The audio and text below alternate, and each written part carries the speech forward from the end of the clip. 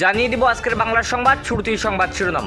আগামী নির্বাচন সম্পূর্ণ অভয় ও সুস্থ হবে, প্রধান উপদেষ্টা থাকছে প্রতিবেদনে।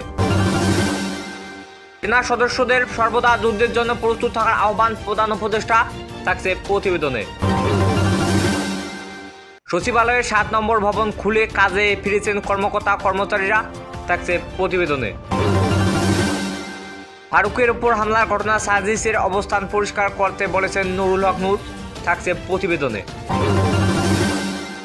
এতক্ষণ শুনছিলেন সংবাদ শিরোনাম, এখন বিস্তারিত। আগামী নির্বাচন সম্পূর্ণ অভয় ও সুস্থ হবে, প্রধান উপদেষ্টা। বাংলাদেশের পরবর্তী জাতীয় নির্বাচন সম্পূর্ণ অভয় ও সুস্থ হবে বলে মন্তব্য করেছেন প্রধান উপদেষ্টা ডক্টর মোহাম্মদ ইউনূস। শনিবার 4 জানুয়ারি রাষ্ট্রীয় অতিথি ভবন যমুনার বিশিষ্ট এমপি রূপা হকের সাথে সৌজন্য সাক্ষাতে এসব কথা বলেন তিনি। প্রধান উপদেষ্টা বলেন, গত 3টি নির্বাচনে জনগণ ভোট দিতে পারেনি। সেই নির্বাচনগুলোর মাধ্যমে একটি ভুয়া সংসদ, এমপি ও স্পিকার তৈরি হয়েছিল। জনগণের কণ্ঠকে জোরপূর্বক দমন করা হয়েছিল। এখন দেশবাসী তাদের কণ্ঠ ফিরে পেয়েছে। এই সময় বিশিষ্ট এমপি রূপা হক পরবর্তী নির্বাচন সম্ভাবনা, তারিখ, সংস্কার, উদ্বেগ ও রাজনৈতিক দলগুলোর অংশগ্রহণ প্রক্রিয়া সম্পর্কে ডক্টর ইউনূসের কাছে জানতে চায়।